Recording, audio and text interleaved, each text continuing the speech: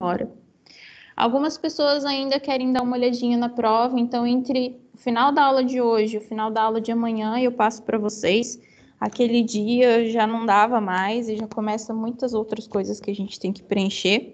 Então o finalzinho de aula é mais tranquilo, porque entre o final da aula de hoje e o final da aula de amanhã. Porque hoje nós vamos ter, eu tenho que dar um encontro de TCC para a turma da farmácia, da enfermagem e da nutrição após a aula de vocês. Então, caso leve um pouco de tempo, a gente combina de dar amanhã essa provinha para vocês, tá bom? Quem pediu lá no privado. Não me esqueci, então eu enviarei entre hoje e amanhã, mais provável que seja amanhã o final da aula.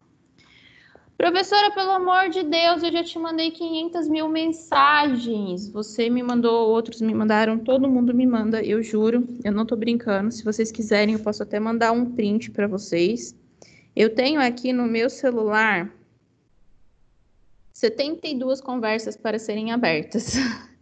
Então, assim, às vezes não dou conta mesmo. Eu vou começar a responder. Eu sei que tem coisa que a gente vai esclarecer na aula, então eu não tenho tanto problema em responder aquilo naquele momento.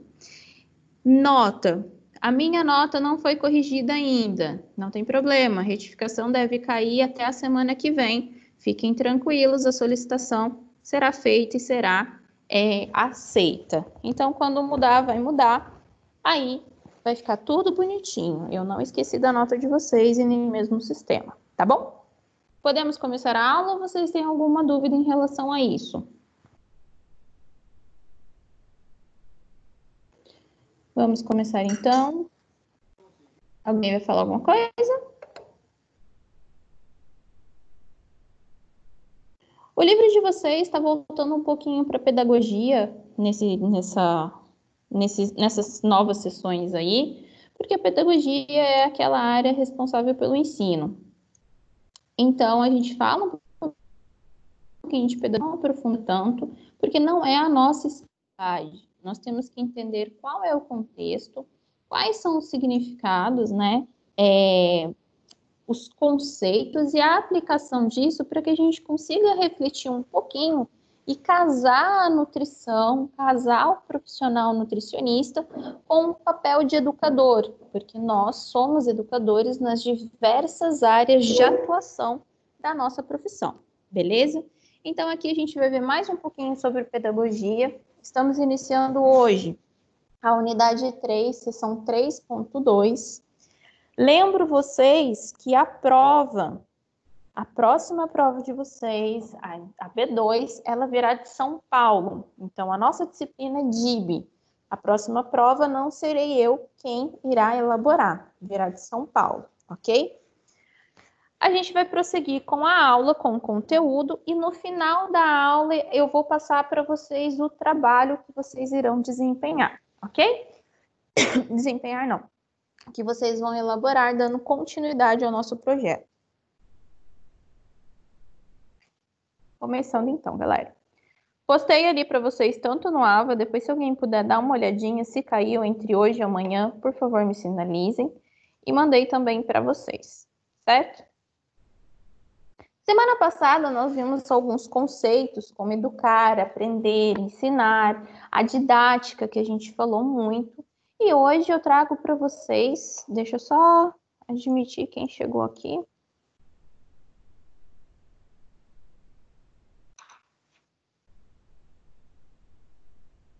Hoje eu trago para vocês os elementos didáticos no processo de ensino. Então a gente faz um casamento de todos aqueles conceitos que a gente viu na aula passada e começa a aprender um pouquinho a forma como que eu vou aplicar esse processo educativo. Por meio do quê? Por meio desses elementos didáticos. Eu tenho um conjunto para que aconteça esse processo de ação, esse processo de intervenção, de aprendizado e educação, ok? Então, aí no livro de vocês traz essa figura, elementos didáticos indispensáveis no processo de ensino. Esses elementos, eles são compostos, eles formam um grupo de educador, educando, conteúdo, motivação, objetivos educacionais, meio, métodos, recursos de ensino e avaliação. Então, a partir dessa aula, a gente vai dar continuidade ao nosso projeto, aquele projeto que vocês me entregaram antes da B2, a primeira parte, ok? O primeiro componente desses elementos, a gente pode falar que é o educador, que pode ser professor, que pode ser docente, que pode ser qualquer outro profissional qualificado. Então, o educador é aquele indivíduo que conhece, né? Ele vai ser um facilitador da sua informação. Então, ele pode ser, dentro da área da educação alimentar e nutricional, um professor, um docente, um profissional qualificado. Alguém entrou com um áudio, fecha para mim, por favor. Obrigada. E aí a gente vai falar um pouquinho do que o educador em IAN ele precisa para que ele consiga desempenhar o papel dele no processo de educação alimentar e nutricional. Primeiro, conhecer e transmitir conhecimentos em ciências da nutrição. Quem são os conhecedores das ciências da nutrição? Nutricionista. O nutricionista. Então, a gente pode delimitar aí que educação alimentar e nutricional, o educador é o nutricionista. Carol, mas e aquela pessoa, por exemplo, os enfermeiros que trabalham lá na UBS, dando um auxílio lá na nutrição? Isso vai impedir? Não, não vai impedir desde que ele fala com certa propriedade, desde que ele tenha um conhecimento prévio da informação e desde que ele tenha aquele trabalho em equipe, né? Em UBS, você tem ali nutricionistas que podem ajudar a dividir essa informação, a passar esse processo. Por quê? Porque se eu tenho outra pessoa que me ajuda, vai ser ótimo. Mas aí a gente tem que pensar o que são orientações, o que são os aconselhamentos e o que são esses projetos para a gente delimitar quem vai fazer. Profissional capacitado é o nutricionista, porque é ele quem estuda a ciência da nutrição, certo? Não se omitir quando solicitado. Então, assim, quando você é solicitado o seu serviço, o seu conhecimento, a sua ação, não se omita. Chegue a uma conclusão com quem está te pedindo, né? Chegue a um consenso de como você vai agir. Lá no nosso juramento, a gente jura fazer o bem, né? A gente quer colher os louros da profissão, fazendo bem ao próximo. Então, isso faz parte do seu juramento, não se omita. Ser humanista, lembre-se que você é humano, lembre-se que o outro é humano. Tenha humanidade ao lidar com o próximo. O que é óbvio para você pode não ser óbvio para o próximo. Talvez aquilo que é muito simples para você, que é muito fácil, é tranquilo, seja uma das maiores dificuldades do outro. Talvez aquele outro não tenha tido oportunidades que deixem ele estar vulnerável naquele momento. Então, se lembre que você é humano e você está lidando com humanos, né? Existem pessoas, pessoal, que elas vivem em situações de vulnerabilidade, assim, gritantes. E que muitas vezes essas pessoas, elas perdem até mesmo a sua dignidade pelo que é imposto a elas. Então, lembrem-se sempre, estamos lidando com humanos. Aquela pessoa tem sentimento, ela tem alguém, ela tem quem zela por ela. Se ela não tem quem zela por ela, então nós vamos zelar por ela, certo? Planejar programas educativos com base nas características da população e indivíduo-alvo. Então, a gente já viu lá o processo de educação alimentar e nutricional nos ciclos da vida e para aqueles grupos especiais. Então, todo planejamento, todo programa educativo que a gente for realizar, a gente tem que se basear nas características específicas da população ou do indivíduo-alvo que estamos trabalhando. Por quê? Porque a gente quer que a nossa ação crie alguma reação, digamos assim. Crie alguma reação nesse público. Nós queremos auxiliar aquele grupo ou aquela pessoa a criar mudanças que vão ser benéficas na sua vida. E queremos que essas mudanças elas perdurem. Então, se a gente cria baseado naquela população, o efeito da nossa intervenção vai ser muito maior. Determinar objetivos precisos, viáveis e passíveis de avaliação. Então, a gente pensa naquele público-alvo ou naquele indivíduo-alvo e cria objetivos. O que são os objetivos? São aquelas metas que eu quero que sejam alcançadas. De que forma? Por meio do meu projeto, por meio da minha intervenção. Então, eu vou criar esses objetivos de maneira que eles sejam alcançáveis. Então, assim, eu tenho lá, por exemplo, um grupo de idosos que são hipertensos, mas eles têm capacidades reduzidas. Vamos colocar como capacidades físicas reduzidas, onde eles precisam de cuidadores. Então, eu vou determinar como objetivos, ali, um desses objetivos, trabalhar com os cuidadores em relação ao preparo de receitas. Se eu colocar, por exemplo, trabalhar com esses idosos o preparo de receitas, promovendo a sua autonomia. Se eles têm capacidades reduzidas, talvez a promoção da autonomia seja muito limitada. Então, seria mais alcançável eu incluir o cuidador desse idoso. Então, determinar objetivos que eles sejam possíveis de avaliação. Olha, o cuidador aderiu a esse processo e teve efeito porque o idoso se alimentou muito melhor. Olha, o cuidador não aderiu a esse processo e aquele idoso corre um risco de desnutrição. Então, a gente consegue determinar objetivos que possam ser avaliados, certo? Se eu vou ficar ali trabalhando com aquele pessoal durante 3 meses, por exemplo, eu não vou colocar aqui uma avaliação para ser realizada daqui a 1 ano, porque vai ser um objetivo que eu não conseguirei avaliar, certo? Utilizar o máximo dos recursos da comunidade em foco. Eu acho que quando a gente faz isso, a parte mais interessante é a gente conseguir incluir aquela população dentro de um processo de mudança da qual eles vão participar. Então, quando você utiliza todos os recursos disponíveis na sua comunidade, na comunidade desses atendidos, você vai conseguir explorar o mundo que eles vivem, a realidade deles, e vai conseguir englobar aquilo, fazendo com que aquela pessoa aprenda a lidar com os próprios recursos. Por exemplo, se a gente for mais lá para o interior, pega lá a zona rural. Tem pessoas que têm o seu tanquinho lá cheio de peixinho, tem a sua horta, tem o seu pomar, mas muitas vezes não sabem o benefício daquilo, porque quando tem acesso ao centro da cidade, à área urbana, fica feliz, porque olha, aqui eu tenho acesso a salgadinhos, a guloseimas, a biscoitos recheados, então eu prefiro comprar um monte e levar lá para casa.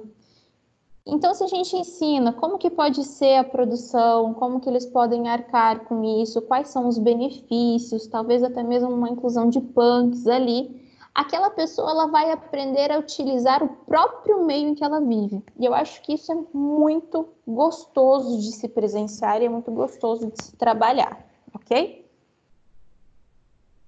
Avaliar a aceitação e efetividade dos programas e mudar quando ver que não está sendo satisfatório. Então, aqui a gente viu que a gente tem os objetivos a serem determinados, a gente fez o planejamento, teve a determinação desses objetivos e a utilização dos recursos. E como eu vou saber se os meus objetivos estão sendo atingidos? Eu preciso fazer uma avaliação, que nem eu já falei para vocês. Qual é a avaliação que a gente tem, por exemplo, na faculdade? Na faculdade, a gente tem a prova como uma avaliação. Você tira ali a pontuação. Se você passou com uma pontuação aceitável, quer dizer que você teve uma assimilação de conteúdo. Carol, isso é mentira, eu não concordo com isso. Mas é um sistema que nós trabalhamos, não só a faculdade, como grande parte de todas as escolas do Brasil. Então, a gente tem aí um sistema de avaliação por meio de provas, sejam semanais, mensais, bimestrais ou trimestrais, vai variar aí do contexto em que você está inserido. No projeto de educação alimentar e nutricional, é a mesma coisa. Nós precisamos fazer uma avaliação do que estamos aplicando.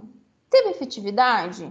Foi aceito? Beleza, foi aceito, legal. Mas ele foi aceito e eficaz ou ele foi aceito e ineficaz?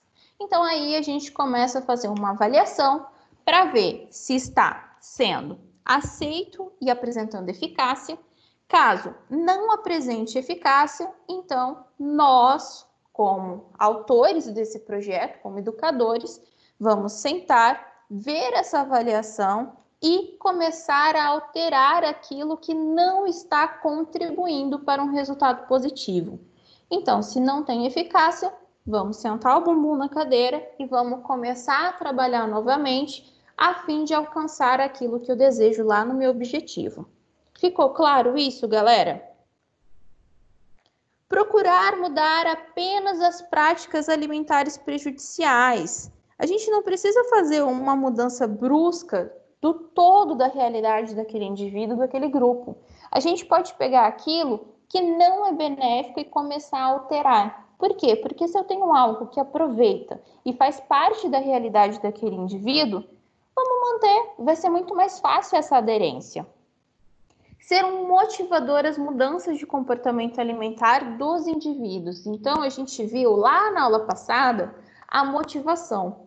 A motivação, ela se encaixa, retomando um pouquinho daquele conteúdo, na motivação pelo processo da mudança. O que significa isso? Aquela pessoa,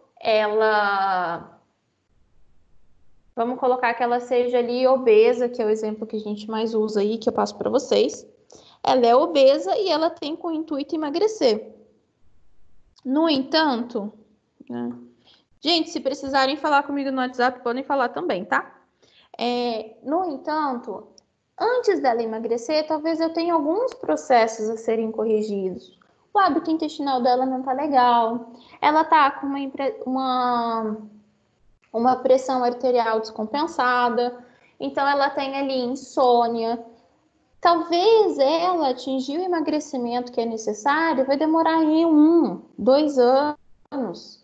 Mas em 1 mês, se a gente corrige esse hábito intestinal, a gente apresenta uma regularidade ali, uma diminuição de desconforto, se aquelas mudanças alimentares que a gente faz contribuem para deixar a pressão arterial mais controlada, talvez ali com alimentos adjuvantes nesse tratamento de hipertensão. Se a gente entra ali, por exemplo, com chás para insônia e ele apresenta um sono reparador e ele fica satisfeito com aquilo, tudo muda.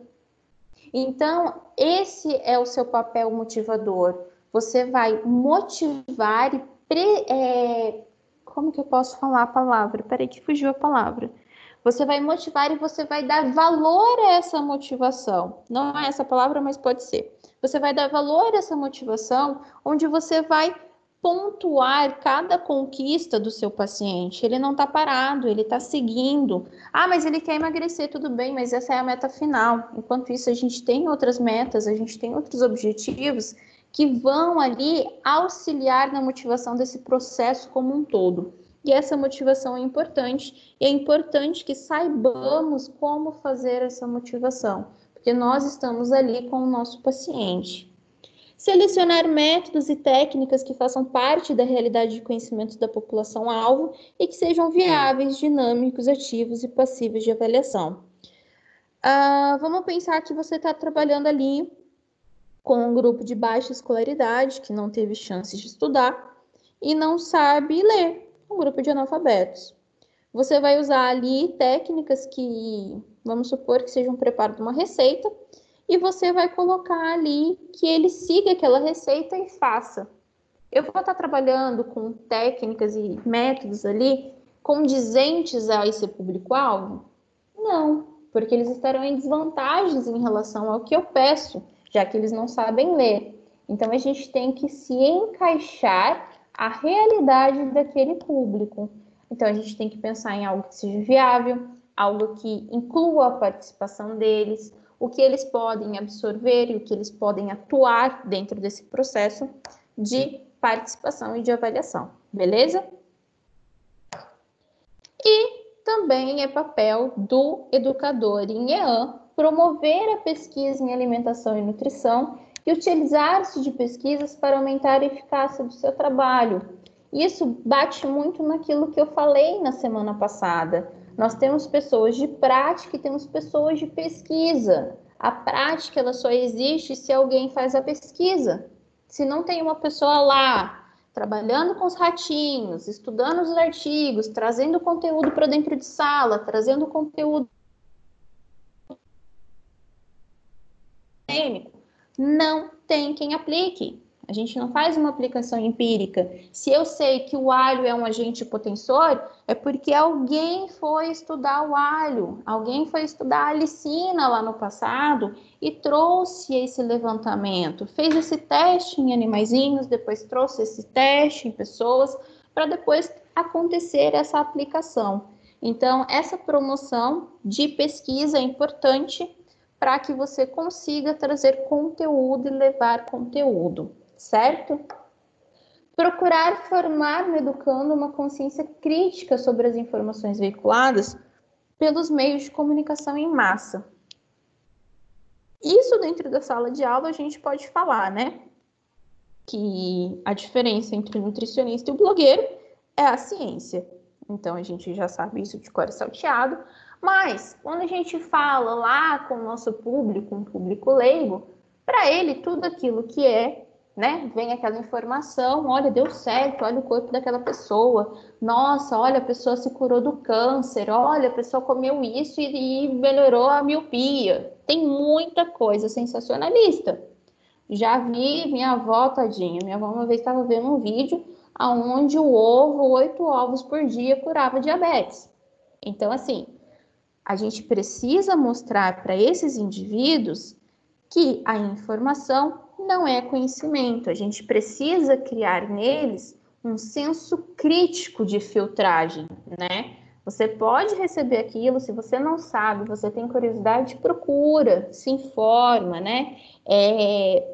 Não se aprenda aquelas neuras, aqueles terrorismos nutricionais, porque isso é uma coisa muito complicada e é uma coisa que nós vivemos hoje muito e ainda viveremos muito. O que eu estava conversando ali no começo da aula com a Mari, a gente vai ter um mundo antes do Covid, né? Do Covid-19 e o um mundo pós-Covid-19. Então, após essa pandemia aí, podem ter certeza que a gente vai ter um perfil de pacientes muito sensibilizados, trazendo aí vestígios, trazendo sequelas dessa quarentena.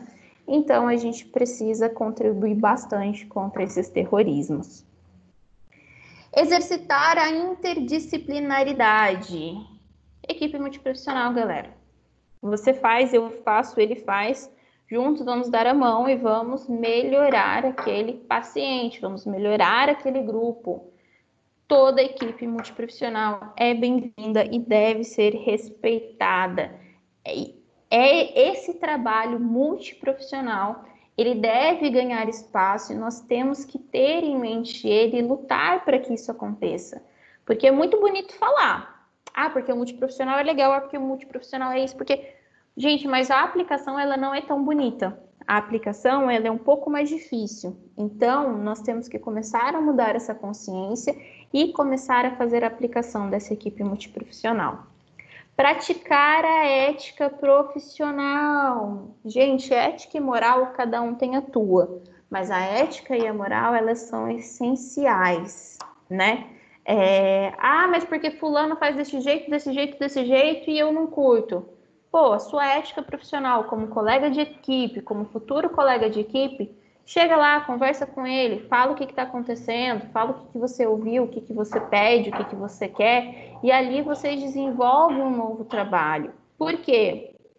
Ética profissional, gente, são seus colegas de equipe. Mas ela não é nutricionista, não importa, você não vai trabalhar com médico, você não vai fazer ali encaminhamento para fisioterapia, você não vai fazer encaminhamento para conheço uma pessoa que não tem a ética, pode ter certeza que eu não encaminho um paciente meu para uma pessoa que não tem a ética. Por quê? Porque se eu sei que ela não tem uma ética profissional comigo, como que eu vou colocar a exposição desse meu paciente diante a ele? Como que ele vai guardar ali aquele conteúdo de quatro paredes, né?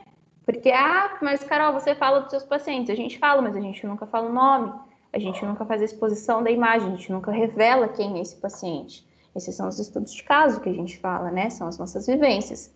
Mas a ética profissional é importante. Por mais que cada um tenha a sua ética, por mais que cada um tenha uma formação da ética, nós temos uma ética lá no nosso juramento que a gente tem que seguir.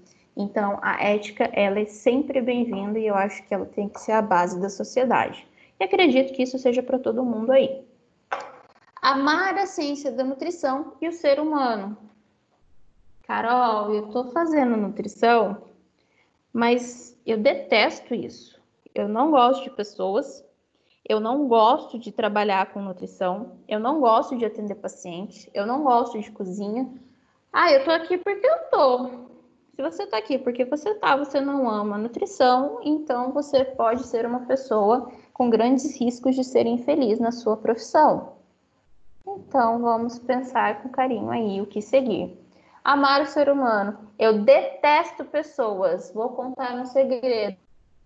Vocês vão lidar com pessoas. Mas eu vou para pesquisa matar ratinho para cuidar das pessoas. Nutrição é isso. É amar a ciência da nutrição e amar o ser humano. Belezinha, galera? Isso daí são alguns requisitos que o livro apresenta aí para ser um educador em educação alimentar e nutricional. Requisitos essenciais, ok? Se alguém tiver algo para complementar, fica à vontade.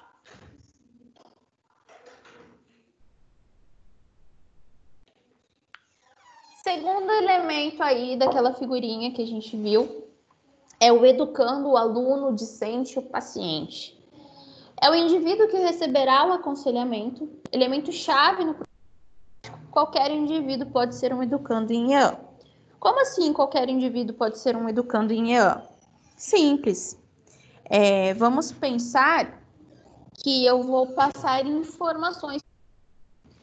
Aquelas pessoas que receber essa informação serão educandos, ou seja, elas estão ali a fim de aprender o que eu estou passando. Um aluno, pode ser um discente, pode ser um paciente, pode ser um grupo ou um indivíduo. Essas pessoas serão educando, serão aquelas pessoas que receberão esses aconselhamentos. Dentro de uma clínica, o meu paciente, dentro de uma UAM, pode ser o meu funcionário, pode ser treinamento que eu dei para aquela equipe. Dentro de um hospital, pode ser o meu paciente enfermo, que precisa daquele tratamento ali para auxiliar o seu tratamento médico, certo? Então, aí a gente tem educando em todas as áreas da educação alimentar e nutricional. Conteúdo programático, disciplina, é aquilo que compreende as informações técnicas e científicas que serão abordadas para que os objetivos sejam atingidos. Os conteúdos devem seguir os pilares da educação. Então, a gente tem que pensar no seguinte, galera. Vocês fizeram lá um levantamento técnico-científico, lembra no trabalhinho de vocês? Vocês precisam fazer o compilado do que você vai abordar, daquele tema que você vai abordar. Você vai levantar aquele conteúdo para se informar. Eu vou falar de hipertensão. Então, você vai lá atrás da epidemiologia da hipertensão, da fisiopatologia da hipertensão. Você vai ver ali o que pode levar em relação a alimentos, o que esses alimentos podem agregar à alteração da pressão arterial, o que pode aumentar, o que pode reduzir, para então depois você criar e estabelecer objetivos. Olha, eu vou fazer 3 encontros. O primeiro encontro eu vou explicar o que é a hipertensão e como ela agrava a sociedade. O segundo encontro eu vou falar sobre alimentos benéficos, o que pode contribuir dentro da nutrição para diminuir, para controlar aqueles pacientes hipertensos descompensados. E o meu terceiro encontro eu vou colocar uma aplicação de receitas com baixo teor de sódio, mais uma avaliação. Então, aí você fez um conteúdo programático, você levantou todos os seus dados, tudo aquilo que era pertinente às informações que você precisa e, então, colocou em prática. Beleza, galera? Os conteúdos devem seguir os pilares da educação e eu quero que vocês pensem sobre esses pilares da educação. São 4 pilares propostos: aprender a conhecer, aprender a fazer, aprender a viver e aprender a ser. O que vocês acham sobre esses pilares?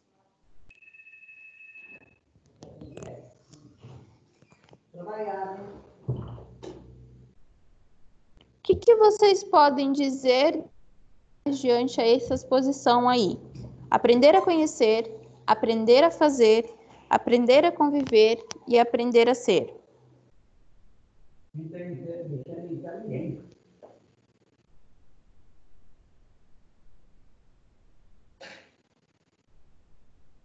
Ninguém, gente? Para mim, isso são as fases realmente do aprendizado mesmo, né? Mas esses pilares, Paula, a gente pode colocar só para os educandos ou é um momento aí que a gente coloca para todo mundo? Para mim é para todo mundo, né? Você vai estimular Estamos a pessoa a todos aprender em a constante conhecer, aprendizado, depois... né? Isso. Todo mundo, na verdade, enquanto está vivo, está aprendendo, né? É para a vida toda. Tem aquele momento que todos nós aprendemos. E qual que é esse momento? Todos. Porque a partir do momento que a gente educa, a gente aprende com todo mundo. Então, quando a gente fala aprender a conhecer, aprender a fazer, aprender a conviver e aprender a ser, são para todos, certo? Vou falar um pouquinho. Aprender a conhecer pode ser o aprender a aprender. Descobrir a forma de se beneficiar das oportunidades oferecidas pela educação. Galera, qual momento nós estamos vivendo? Nós estamos vivendo gritante de aprender a aprender. Quem aqui não está aprendendo, se renovando, aprendendo de novo, aprendendo a aprender aí, mexer em computador, aprender em vídeo, aprender aí um convívio social muito diferenciado do que estávamos acostumados até aí 2 anos atrás. E a gente aprende, né? Aquele momento que começou, nossa, que coisa ruim, nossa, que coisa chata, nossa, eu não gosto de aula por vídeo, nossa, disso. Mas a gente está no momento de aprender a aprender. Então, hoje a gente já colhe benefícios do que a gente... Ai, Carol, mas esses benefícios, eles são difíceis. Tudo bem, eles são difíceis, mas a gente vando aí. Nós aprendemos a fazer uma aula formativa, aprendemos a receber esse conteúdo, a montar esse conteúdo, né? Os professores, principalmente na elaboração de conteúdo. Quem está aí em home aprendeu a se beneficiar de uma maneira muito diferente desse trabalho. Ai, Carol, mas não é porque eu quero. Não, são coisas que a gente precisa, né? Ou a gente faz ou a gente pede o emprego. Mas a gente está aprendendo a se beneficiar dessas oportunidades, aprendendo a se renovar. Aprender a fazer, adquirir competência que torne o indivíduo apto a aprender situações e trabalhar em equipe. Eu não sei fazer, então vamos aprender. Ah, mas isso é muito difícil. Vamos tirar aquele fator limite e vamos criar a coragem, né? Aquela força, né? Vamos mudar aquele pensamento, aquele mindset e vamos aprender.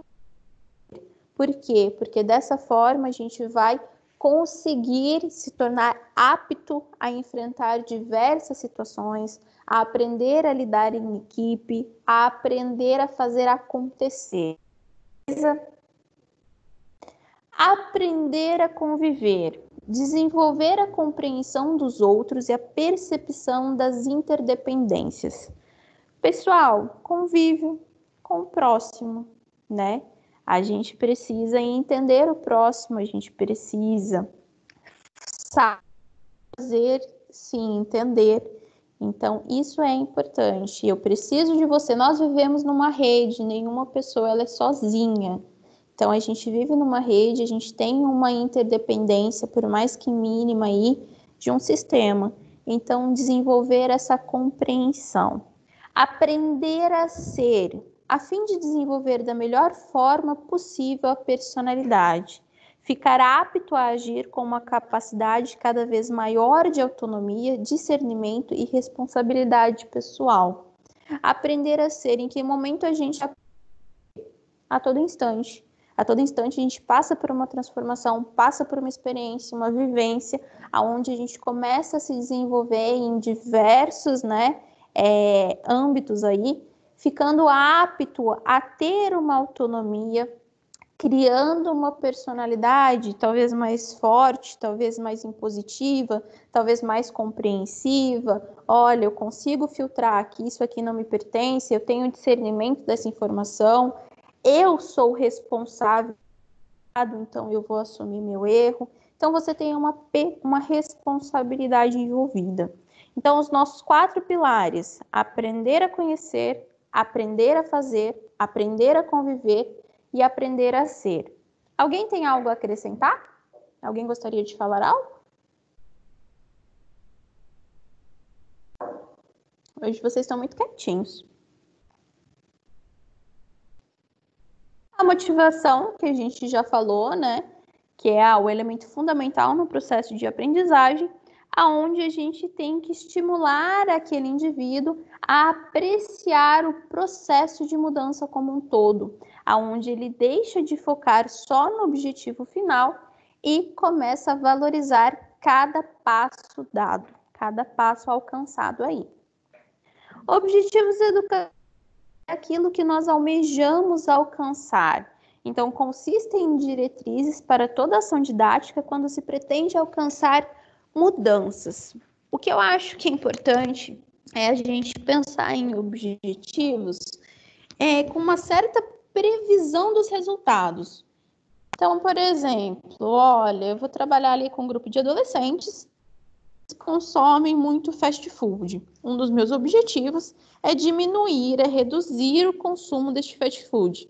De que maneira? Então, ali eu vou trabalhar as maneiras que eu quero, apresentar ali os malefícios da gordura, falar da gordura trans, mostrar ali o gasto que tem, o que acontece, por exemplo, no processo de aterosclerose.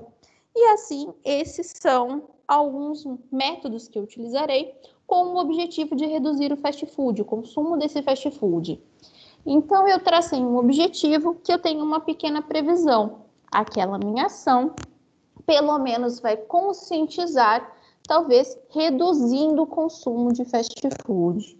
Então, quando a gente fala de algum objetivo, a gente tenta indicar alguma coisa que aquele indivíduo vá conseguir fazer em um futuro, seja próximo, seja um futuro médio, seja a longo prazo. Mas aí a gente começa a trabalhar dessa forma com esses meio. O meio, quando vocês forem fazer uma aplicação de projeto de educação alimentar e nutricional, ele deve ser extremamente bem estudado. Por quê? Porque o meio é onde vai acontecer aquilo. Vai ser numa sala de aula, vai ser num auditório, vai ser num pátio da escola, vai ser ali no hospital, vai ser na recepção, ali na sala de espera. E ali você vai ter que estudar para você ver o que você vai ter disponível para auxiliar a sua aplicação, para auxiliar, para você conseguir desenvolver os métodos que você vai utilizar e os recursos que você vai precisar. Então, você precisa saber onde vai acontecer esse projeto para encaixar o restante dessa ação. Então, o meio é definido como espaço ou local onde a ação acontecerá, e o estudo do meio é fundamental na hora da elaboração desse projeto, para que os recursos adequados possam ser utilizados. Então, o meio é o espaço que será utilizado para a aplicação daquele projeto. Ficou claro? Ah, Carol, mas o que isso vai influenciar? Você falou do espaço, tudo bem. Vamos pensar que você queira ali trabalhar com uma apresentação em data show. Você tem lá a parede, tudo bem, é no pátio da escola, mas eu tenho uma parede branca, eu tenho uma mesa, dá para eu colocar. mas eu não tenho tomada. Como que eu vou ligar ali? Eu preciso de eletricidade. Será que eu conseguiria uma extensão capaz de me ajudar? Será que a extensão ofereceria riscos na hora do intervalo? Então eu tiro e coloco uma outra estratégia? Isso tudo é a questão do MEI, certo? E aí, métodos e técnicas. Fazem parte dos procedimentos didáticos. Escolha deles depende do diagnóstico educacional inicial e dos objetivos. São os caminhos para atingir os objetivos e podem ser classificados como verbais, intuitivos ou ativos. Vocês fizeram aí uma situação problema, onde me deram um diagnóstico educacional inicial, né? E fizeram os objetivos do projeto de vocês. Como vocês determinariam a escolha desses métodos e técnicas antes de eu explicar para vocês? O que vocês considerariam para a escolha de métodos e técnicas?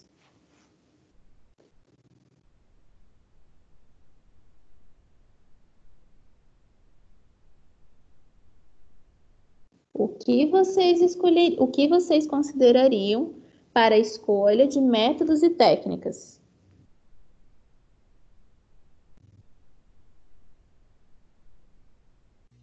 Palestras, diálogos, grupo de conversa, sei lá. É isso? Sim, mas o que você deveria levar em questão?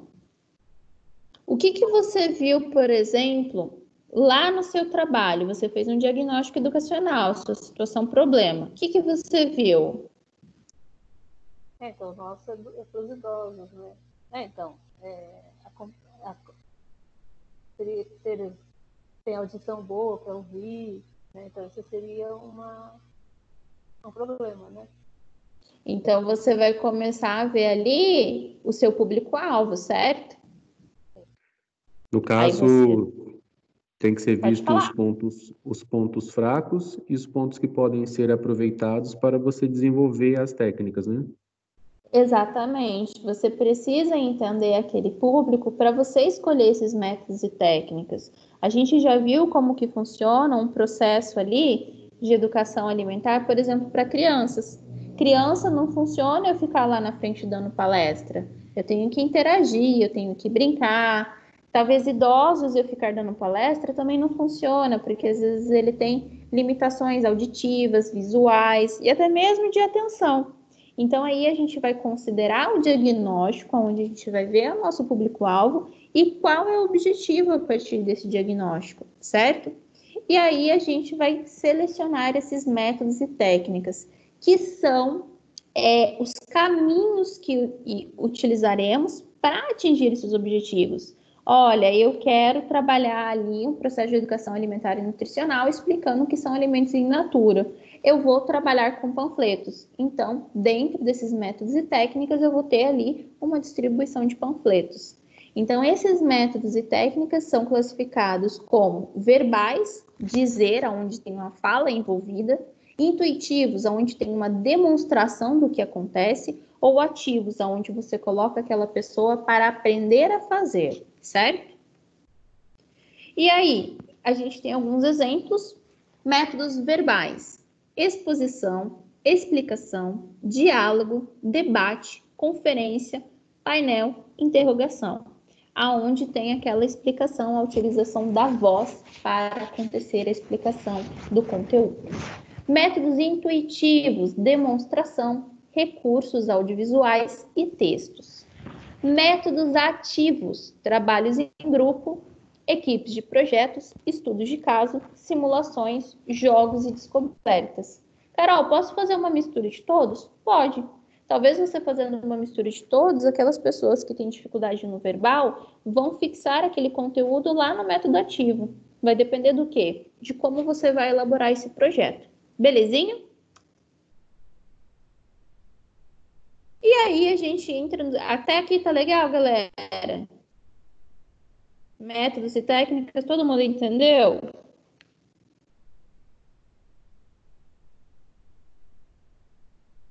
Recursos de ensino: maior fixação dos fatos, dados e conteúdos acerca do tema abordado. Quais recursos eu vou precisar para a aplicação da minha ação? Quais recursos eu vou solicitar? Aí eu tenho a classificação em 5 recursos. O primeiro ali são os recursos humanos. Educadores, educando, pessoal de apoio, administrativo, pessoas da comunidade. Educadores para passar informação. Se eu vou passar informação, eu preciso ter alguém para presenciar essa informação, que são os meus educandos. Talvez esses educadores e esse educando precisam ali de um pessoal de apoio. Vamos pensar aí em uma palestra, em um curso que vocês vão de um sábado, que começa às 8 da manhã e termina às 18 horas da tarde. Educador, o palestrante que você vai assistir. Educando, você que está assistindo. Pessoal de apoio, aquela pessoa que vai ficar responsável ali pelo crachá, pela entrega do crachá, pela organização daquele evento, se você vai precisar de alguma informação, se você vai precisar de caneta, se você vai precisar de papel, o horário que acaba, olha, agora é a hora do almoço, a gente volta daqui 1 hora, são pessoas de apoio. Administrativos, são aquelas pessoas que foram responsáveis por fazer aquele evento acontecer. Foram lá, venderam o ingresso, receberam, fizeram a cotagem, né? Olha que legal, a gente conseguiu trazer essa palestrante, fechamos ali, precisamos de 100 pessoas para que esse evento aconteça. Então, a gente divulgou, conseguiu, recebeu e pagamos a palestrante e ele aconteceu. Pessoas da comunidade, pais e profissionais, pessoas envolvidas, se a gente pensar numa escola, por exemplo, reunião de pais. Aí vai lá na reunião de pais, tem um coffee break, tem lá a participação, ouve seu filho, seu anjinho, sai de um lugar, vai para o outro. Então, aí você tem esses recursos humanos. Materiais do ambiente, alimentos, água, folhas, quadro negro, giz e da comunidade, bibliotecas, feiras, indústrias, lojas e mercados. Então, eu tenho recursos materiais. O que eu vou precisar? Olha, eu vou receber aí 100 pessoas, vão ficar das 8 horas da manhã até as 18 horas da tarde. Então, a gente vai colocar um coffee de manhã e um coffee à tarde. Eu vou precisar ali passar as vias bioquímicas, então eu preciso de caneta e uma lousa, se não tiver uma lousa, talvez aqueles quadros, né, aquele blocão de notas, tamanho A3, A4, e aí eu consigo dar continuidade à minha explicação, certo?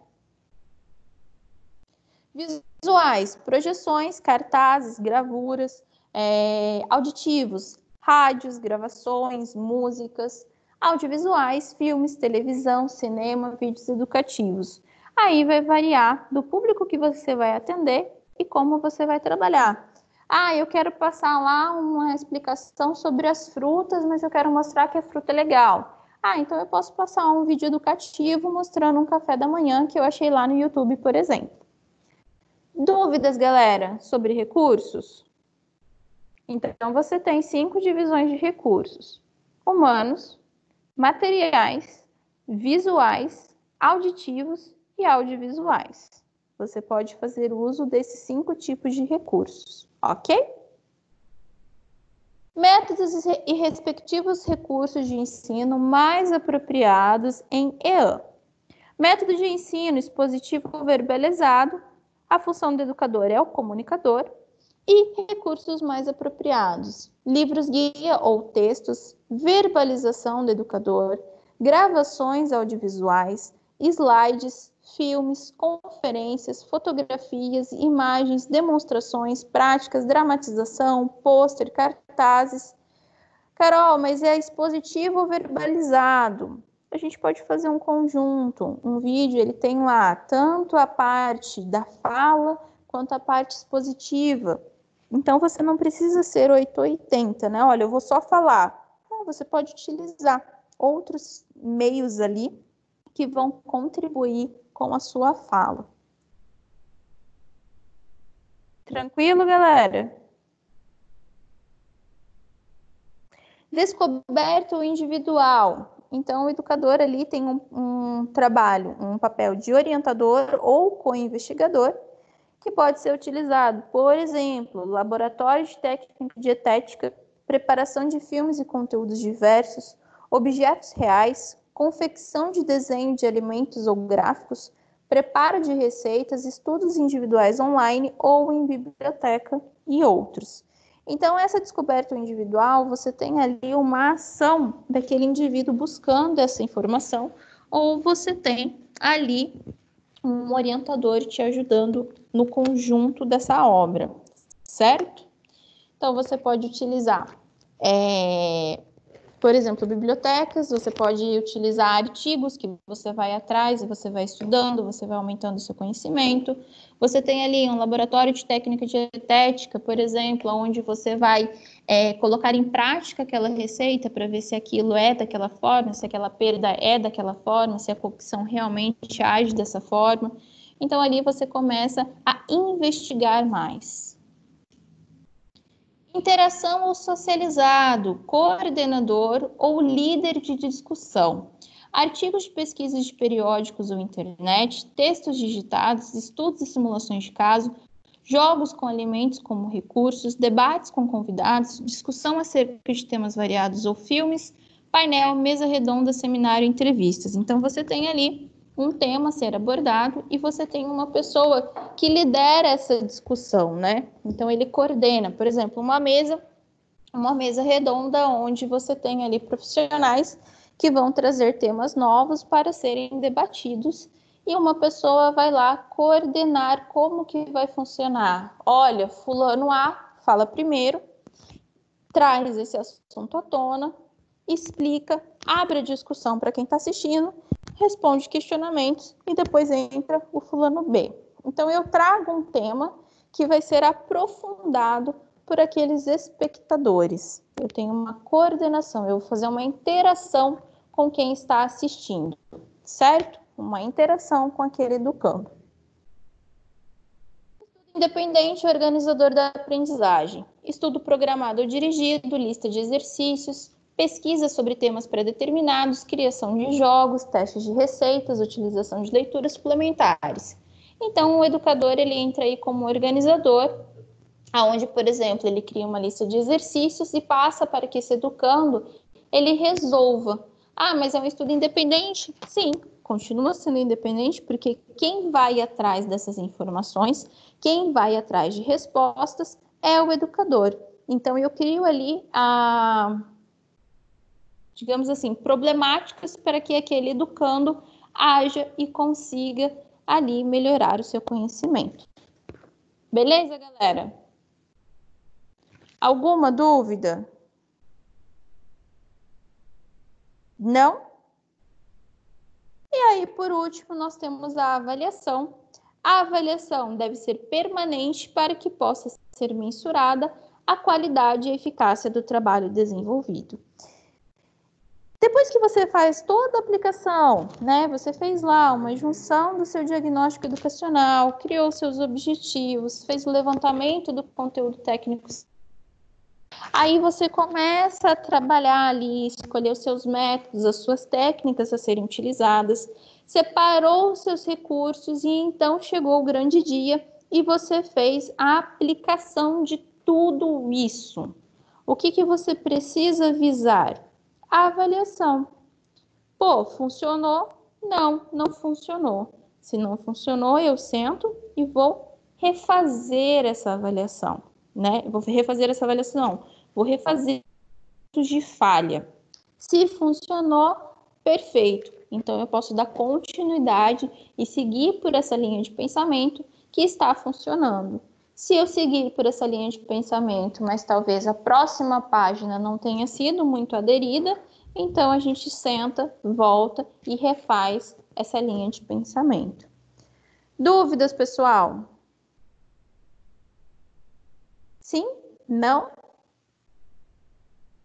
Vocês estão muito calados hoje.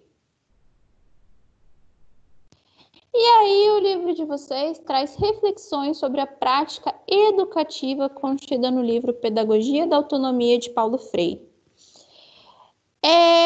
Eu vou dar aí 20 minutinhos para vocês fazerem um trabalhinho aí. Esse trabalhinho aí a gente pode colocar valendo 200 pontos. aonde vocês vão fazer uma reflexão sobre os 4 pilares da educação.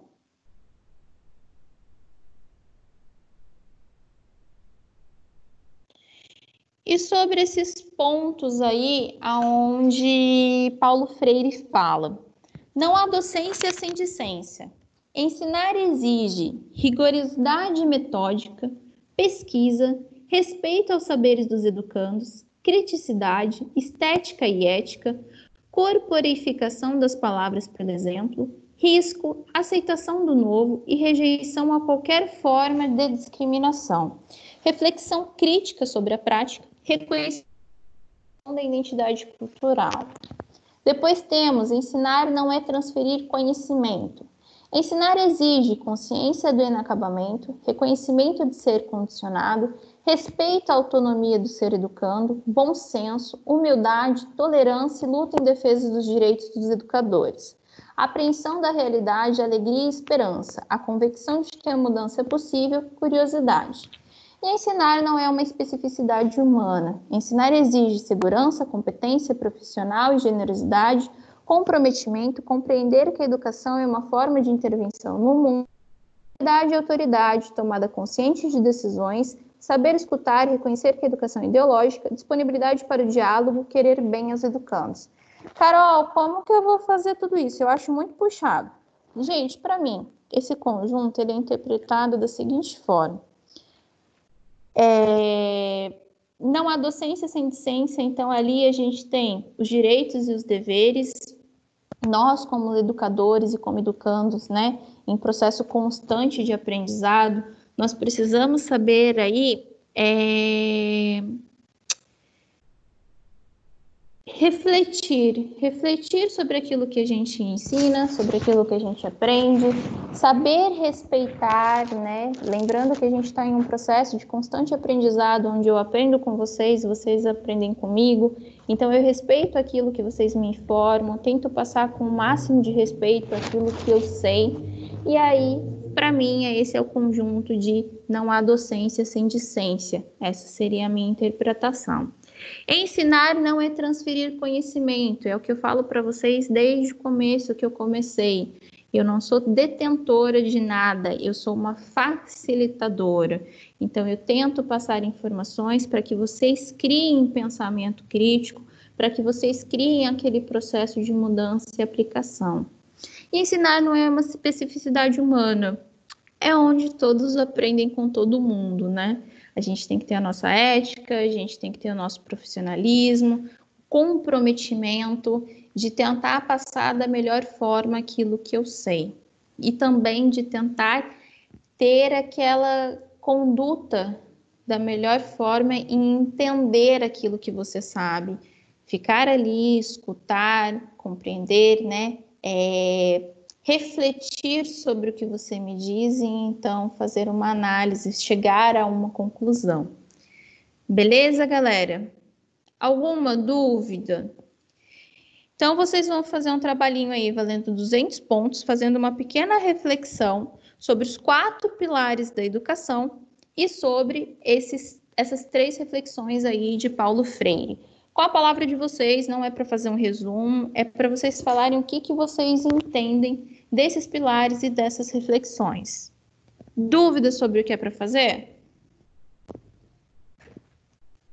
Fazer não, mas a gente vai te entregar, como é que vai fazer isso? Pode me mandar por e-mail. É uma atividade que eu começo, dou o espacinho da aula para vocês fazerem, mas vocês têm aí até semana que vem para me entregar, tá bom? Combinado. Aí, antes de vocês começarem a fazer, eu vou passar para vocês a segunda parte do trabalho. Quem estiver aí, preste atenção e me questione.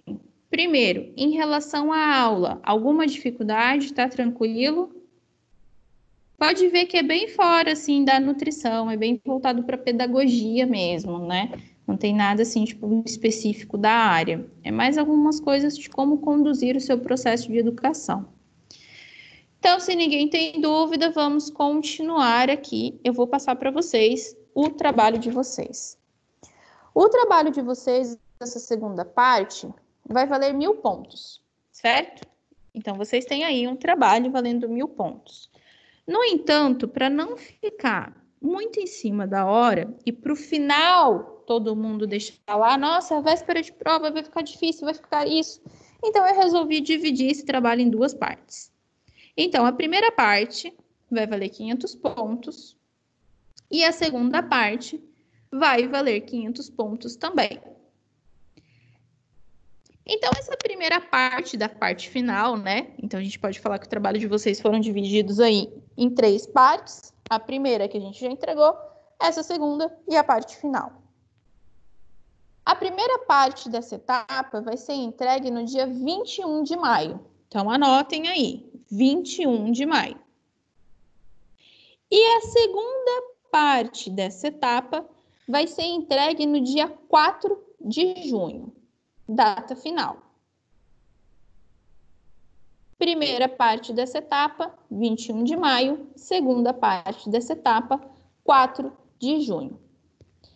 É onde vocês irão dar continuidade ao projeto que vocês iniciaram nesse bimestre que fechamos. Qual que vai ser o passo a passo agora? Primeiro, eu vou enviar para vocês o trabalho de vocês com algumas pontuações até sábado, acho que eu faço isso. O que eu quero que tenha de correção geral, que eu vi a maioria fez? Não pedi estudo de caso, eu pedi uma situação, um problema. Eu vi que muitos confundiram aí em relação à matéria de outros professores. Eu não quero que fale, por exemplo, olha, é um grupo de adultos que apresenta, taquicardia, uma dificuldade para respirar, tá ali acima do peso porque foi classificado no IMC com obesidade grau 1 e tem colesterol, e tem isso, e tem aquilo. Possível diagnóstico, hipertensão arterial e diabetes. E eu vi gente que fez esse tipo de trabalho. Todos pontuaram a nota máxima, considerando o momento que nós estamos vivendo, mas o próximo não será assim, será corrigido. Então, todos aqueles que fizeram esse corpinho de trabalho vão ter que arrumar a primeira etapa. Eu não pedi estudo de caso, eu não quero diagnóstico clínico, nós nutricionistas não damos diagnóstico clínico, nós damos diagnóstico nutricional. Não pedi também diagnóstico nutricional, eu pedi um diagnóstico educacional, eu pedi uma situação-problema. Por exemplo, idosos que têm uma dificuldade para se alimentar, porque tem redução das capacidades físicas e cognitivas. Então, o meu plano de ação é atuar ali com os cuidadores. Ficou claro essa primeira parte de correção? Sim. Maravilha. E aí, nessa primeira etapa ainda, quem vai ter que corrigir, vai corrigir. Quem conseguiu me mandar para que eu verificasse, eu já tinha feito essa correção antes e tinha já melhorado ali, e a pessoa já me entregou a segunda parte, já me entregou corrigido lá no final. Depois disso, vocês vão pensar no meio e nos métodos a serem utilizados. Então, eu estou trabalhando com um grupo de idosos, teve algumas pessoas que colocaram, por exemplo, foi verificado um grupo de idosos em um asilo. Então, você sabe que você vai em um asilo. E aí, você vai imaginar o que tem naquele asilo. Olha, é um asilo onde vai ser utilizado o pátio, vai utilizar um auditório, um espaço, um meio. É só colocar um meio onde esse indivíduo vai acontecer.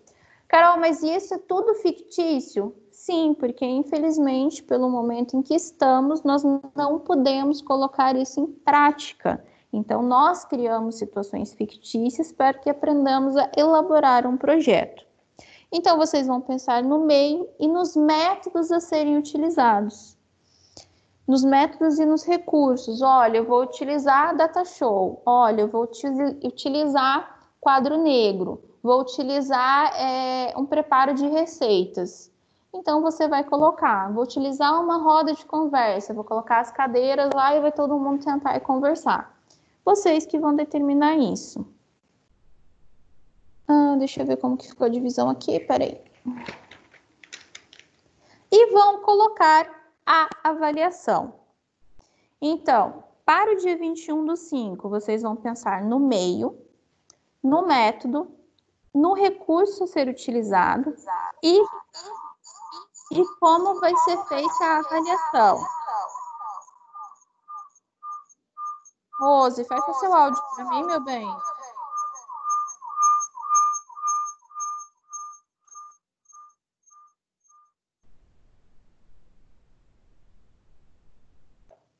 Então vamos lá, Carol, a galera. última parte eu não consegui ouvir.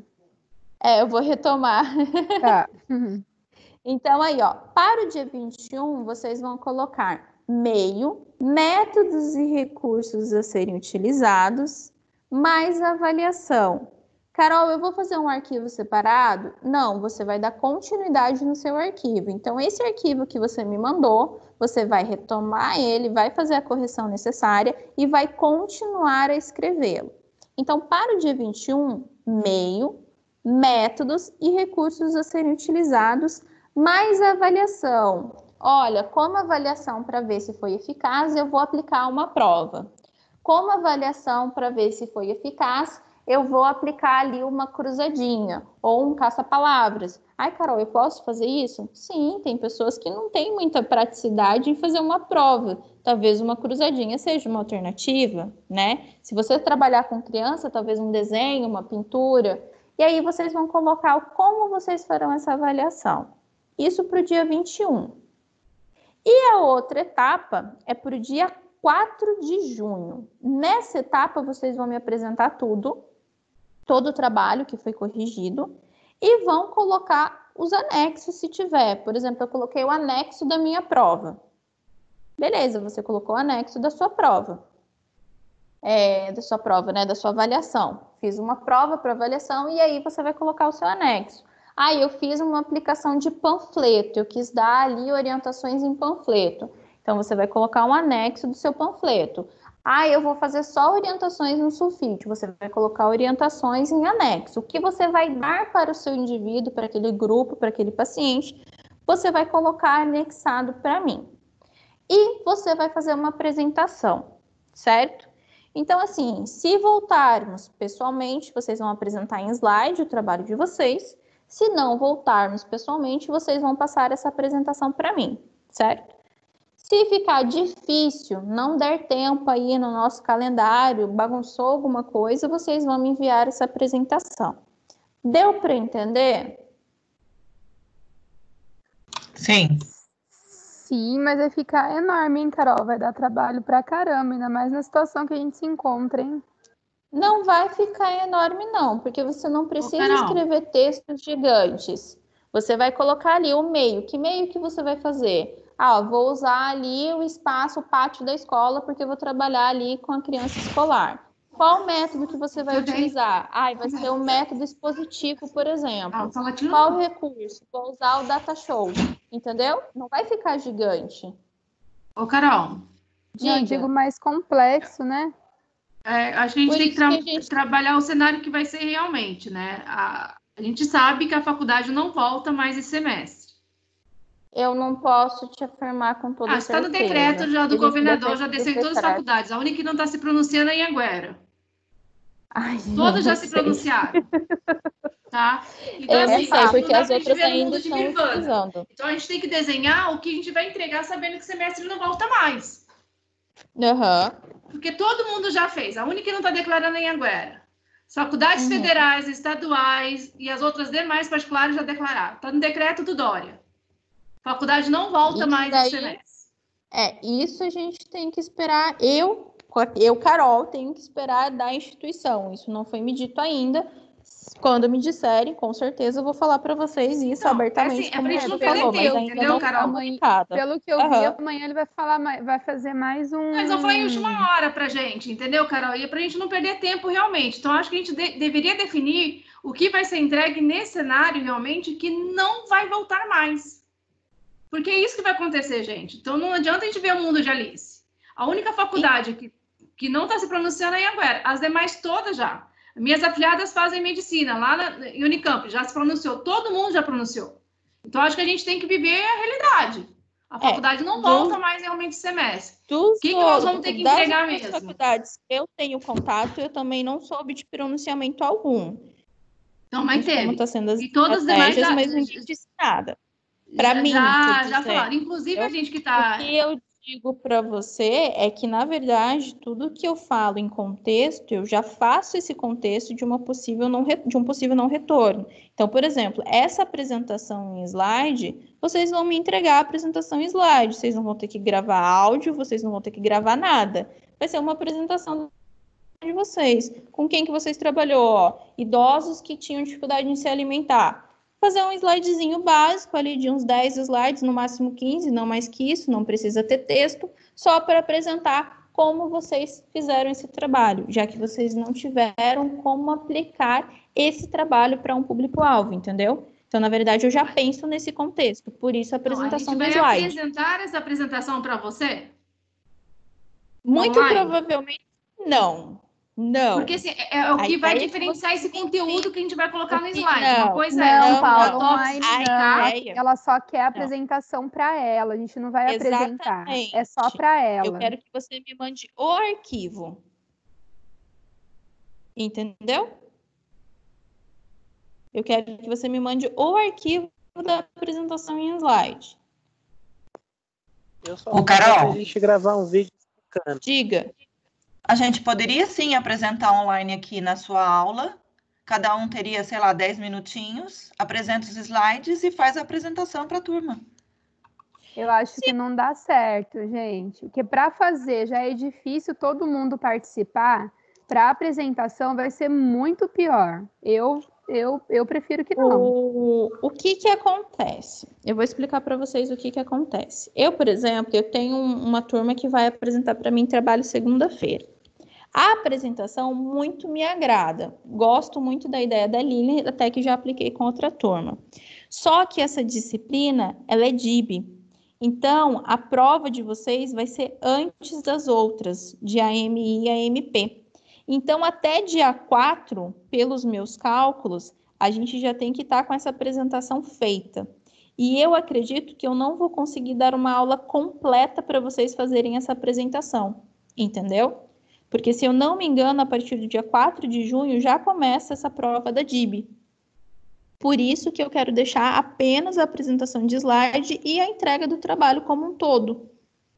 Porque, na verdade, essa segunda etapa, ela já vai estar pronta. Vocês só vão ter que acrescentar a apresentação do slide. Deu para entender? Professora, desculpa, mas eu não entendi a segunda parte do slide. O slide, gente, vocês não vão fazer uma apresentação para mim. Acho que ficaria super bonitinho. Já tive aluna que gravou o vídeo passando slide, passou lá o aplicativo, explicou slide por slide e me mandou. Isso, para mim, seria maravilhoso se vocês conseguissem fazer. No entanto, eu sei que vocês estarão sobrecarregados. E muitos não têm aquela facilidade, ou têm um problema de conexão, e fica aí difícil para fazer esse tipo de gravação. E aí, eu quero apenas que vocês montem um slide com o conteúdo do trabalho, apresentando esse trabalho, mas uma apresentação escrita, e me enviem. Deu para entender? Entendi agora, obrigada. Certo? Tá claro, Carol. Todos de acordo ou não? Sim. De acordo. Lilian, você entendeu o porquê que não vai ter essa apresentação? Entendi, Carol. É uma pena, né? Mas vamos desse jeito aí. Entendeu? O que a gente pode fazer é que, na verdade, eu acho que não vai dar mesmo. Deixa eu ver aqui quantas aulas a gente tem até esse dia. Essa apresentação seria linda, porque foi desde o começo que eu falei para vocês, né? Lembra que eu falei lá no começo que no final do semestre vocês iriam me apresentar o projeto? Porque se a gente fosse colocar a apresentação, eu teria que jogar essa apresentação para o dia 28. Vocês diminuiriam aí uma semana para a entrega desse trabalho. Não, melhor não, Carol. E tá confuso pra caramba para fazer isso. O pessoal não tá colaborando na execução do trabalho, tá complicado. Então, vamos manter dessa forma. Vocês me apresentam. Aquelas pessoas que se sentirem confortáveis em fazer um vídeo, façam esse vídeo me apresentando ou até me coloco à disposição da gente fazer um encontro para que vocês me apresentem esse trabalho, aqueles que quiserem para a gente fazer essa aplicação, tá bom?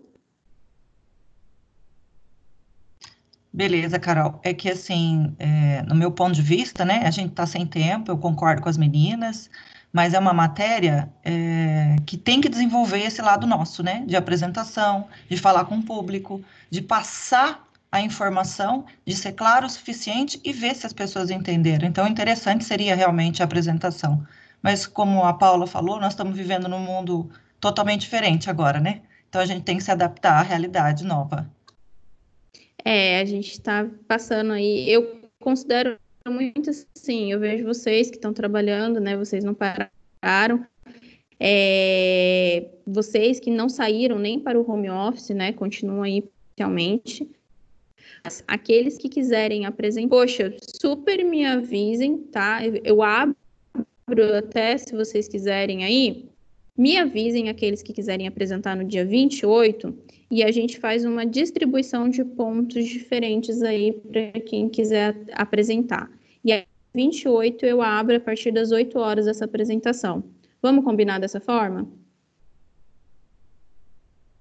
Vamos. Então, beleza.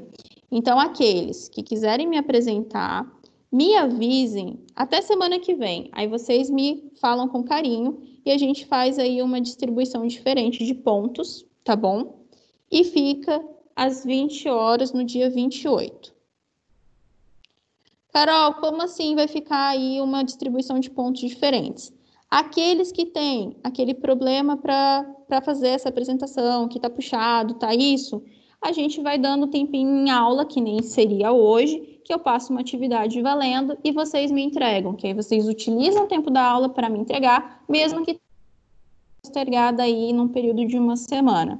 E aí fica justo para todo mundo. Aqueles que estão com uma intensidade de trabalho bem diferenciada, conseguem utilizar o tempo da aula, e aqueles que conseguem fazer essa apresentação, eu deixo aberto no dia 28, a partir das 8 horas. Beleza? Você vai compensar ponto de quem não vai apresentar com trabalho, é isso? Com outros trabalhos? Os trabalhinhos da sala. Mas é coisa pouca. A apresentação vai valer um pouco mais só, Mari. Nada de mais. Jesus amado da revogada. Meu bem, todo mundo vai ter pontuação. Esses trabalhos vão ser distribuídos naturalmente para todos. Fique tranquila. Vai ser uma apresentação pouquíssimo diferenciada. Eu acho legal, Carol. Porque eu acho legal isso daí que você está fazendo, pelo fato de que nós não estamos mais brincando, né? Já é praticamente a reta final para muita gente da nossa sala.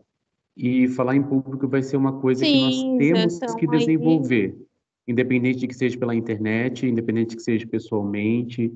Então, eu acho que super é válido para quem quer fazer, para quem sabe fazer, e para quem não sabe fazer também acho legal, porque tudo é aprendizado, como você acabou de passar no conteúdo da matéria. Então, errando que se aprende. Eu acho um desafio muito bom para aqueles que não querem fazer ou têm medo de fazer, porque você vai estar praticamente sozinho com a professora, ninguém vai estar vendo, enquanto muitas das vezes você pode ser jogado numa sala com várias pessoas que você tem que explicar alguma coisa relacionada ao seu profissional. E aí, como que você vai fazer? Isso você fala uma coisa que foi uma experiência que eu tive no último ano da faculdade.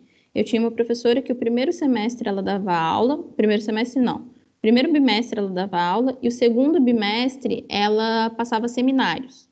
Então, o segundo bimestre, quem dava aula eram os alunos. Eles iam atrás do conteúdo e davam. E isso foi muito importante para esse desenvolvimento de fala. Porque o nutricionista, gente, ele fala o tempo todo, ele trabalha com pessoas, seja com pacientes, seja com grupos fora da sala de aula, seja dentro da sala de aula, a gente trabalha com isso. E aí eu acho que fica legal porque é uma oportunidade para vocês, né, para quem conseguir fazer esse trabalho, tem um tempo aí, consegue se organizar, vocês colocam essa prática, mas aí, gente, o que eu não posso fazer? Eu não posso falar, olha, eu vou dar aí 500 pontos a mais, isso não tem como. Vai ser uma coisa mínima, uma bonificação mínima aí para vocês que querem fazer isso.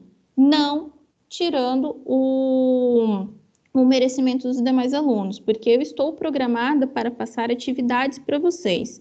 Então, vamos lá. Eu tenho 500 pontos de um trabalho, 500 pontos, né, da primeira etapa, 500 pontos da segunda, e eu tenho mais 500 pontos para distribuir em sala de aula. Então, esses 500 pontos, eles serão distribuídos ao longo das realizações dessas atividades, né, a realização dessas aulas. Independente se você vai apresentar ou não, você vai fazer esses exercícios, entendeu, Mari? Entendi, sim, Carol. Não vou compensar assim, porque vocês não vão apresentar, então eu vou castigar vocês. Não, esses exercícios eles já estão programados ao longo dessas aulas. Até porque eu acho assim, não é nem questão de ter facilidade ou não em falar, que a dificuldade todo mundo tem, mínima que seja, todo mundo tem. O que, a minha opinião com relação a isso, não é o fato de apresentar, é o fato de que já não estamos tendo, eu falo pelo meu grupo, a gente já não está tendo muita colaboração de todos na execução. Você imagina fazer uma apresentação? Você entendeu? É isso que eu estou querendo explicar. É aquilo que eu falei, né? É aquela questão do tempo. É muita inovação para todo mundo. Que nem tem pessoas ainda que estão trabalhando sem estar em home office. Eu não sei vocês que estão em home office, mas a sensação que eu tenho é que eu trabalho bem mais do que pessoalmente. Porque aquela coisa, eu tenho que... A gente está trabalhando bem mais do que pessoalmente mesmo. Na verdade, assim, meu expediente está acabando lá para as 9 horas da noite. Eu estou assistindo aula e estou trabalhando ao mesmo tempo. E quando porque amanhã né, eu tenho que entregar as coisas 8 horas da manhã, entendeu? Então, e quando assim... acaba, porque às vezes você... Às vezes estende depois desse horário. Tá exausta. Exatamente. Porque às vezes você está exausta, mas ainda tem coisa para entregar. Então eu entendo, entendeu? Que home office é uma inovação aí para todo mundo, por isso que eu estou deixando aberto. Aí a gente faz uma estratégia... Não assim, não. Queria trabalhar no máximo 2 dias. Esse home office não gostei, não. 2 vezes por semana, 2 vezes por mês, é bem assim. Mas não se preocupem, gente, ninguém vai sair prejudicado. Eu acho que é legal, porque assim, quem conseguir apresentar vai ser super legal, porque era a proposta inicial desse projeto. Lá em sala eu tinha dito que a gente ia desenvolver o semestre todo, e no final vocês iam apresentar para mim. Então, aqueles que conseguirem vão ter uma bonificação aí, e aqueles que não conseguirem não sairão prejudicados e nem sobrecarregados, porque eu não vou pesar a atividade de sala só porque não apresentaram. Eu deixei isso bem aberto. Ficou claro isso para todo mundo? Ô, Carol. Diga. Deixa eu só recapitular uma coisa aqui. A questão desse trabalho, você vai devolver para a gente o material que foi feito no primeiro trimestre, certo? Sábado. E aí, com base nessas pontuações, nós vamos desenvolver um tipo de correção dessas pontuações, é isso?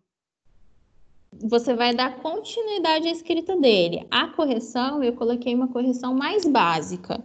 Lembra que vocês falaram que vocês estavam com problema em relação à BNT? Então, agora vocês vão ter um tempinho aí para colocar as normas da BNT. Ao invés de fazer um estudo de caso, vocês vão criar uma situação-problema, certo? Então, assim, um paciente com possível diagnóstico de hipertensão. Não, a gente não dá diagnóstico, a gente não dá diagnóstico clínico, a gente dá diagnóstico nutricional. Então, a gente não quer estudo de caso, eu quero situação-problema. Olha, um grupo de adolescentes que come muito fast food. Objetivo, fazer que eles entendam a importância do consumo de alimentos in natura. Um dos objetivos, fazer a redução do consumo de fast food, entendeu? Então, é para falar de um grupo.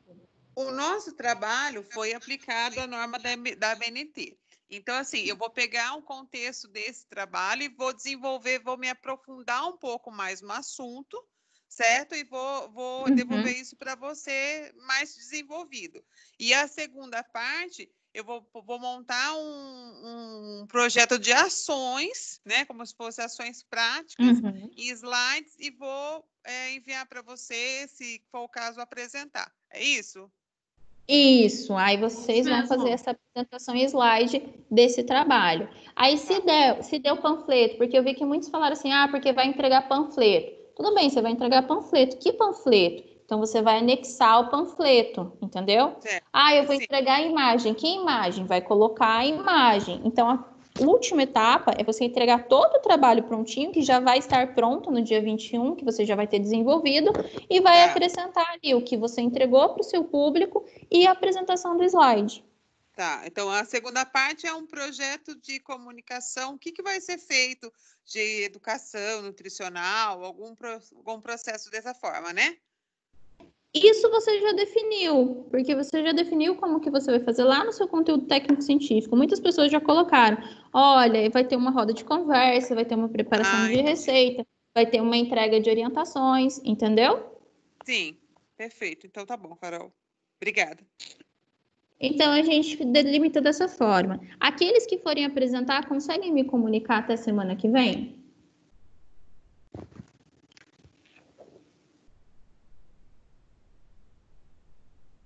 Que aí vocês me avisam que eu ia deixar a aula do dia 28/5 a partir das 20 horas para essa apresentação.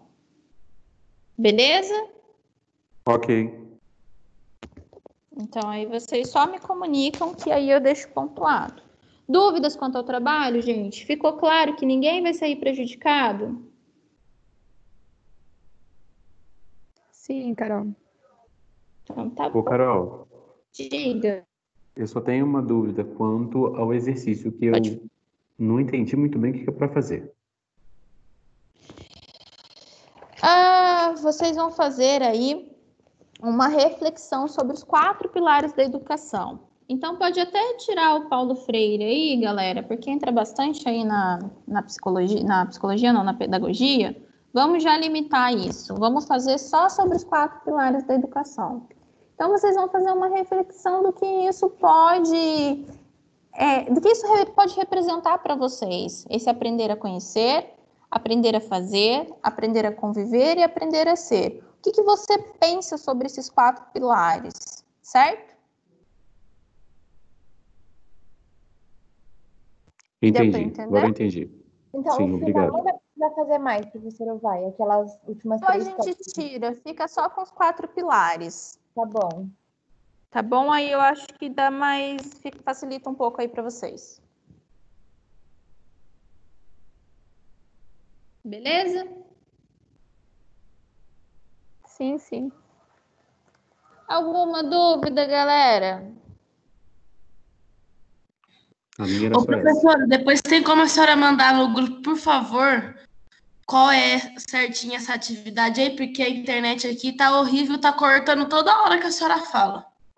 Pode deixar que eu mando. Eu vou mandar aqui esse exercício de sala no grupo e o exercício, a continuação do trabalho, eu vou criar um arquivo e vou postar lá no Ava, que nem eu fiz da outra vez, explicando passo a passo. Tá bom, muito obrigada. Tá bom? Então, o exercício vai valer 200 pontos para a semana que vem, tá? Tá bom. Ô, Carol, manda no seu e-mail mesmo, né? Pode mandar no meu e-mail mesmo. Belezinha.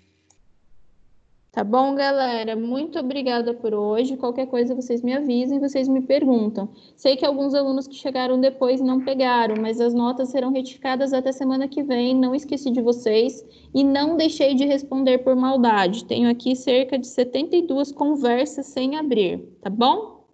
Então eu vou respondendo aos poucos. Bom. Carol, boa noite.